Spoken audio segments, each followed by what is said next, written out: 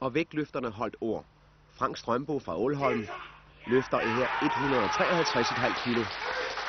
Det er 100 kilo klassen. Og det er en rekordvurdering på 1 kilo af Henry Høghs tidligere rekord.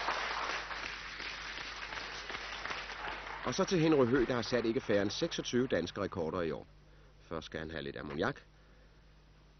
Det er et lovligt stimulerende middel.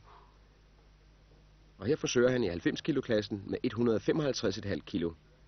Det er fjerde og sidste forsøg.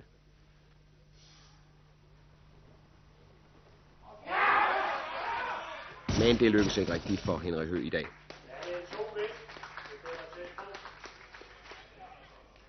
Og så til Benny Risnes fra Gotha i 110 kilo klassen.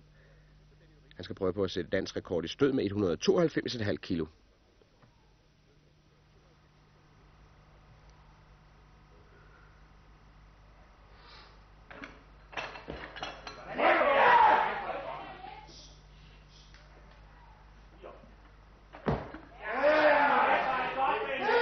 Og den danske rekord er hjemme.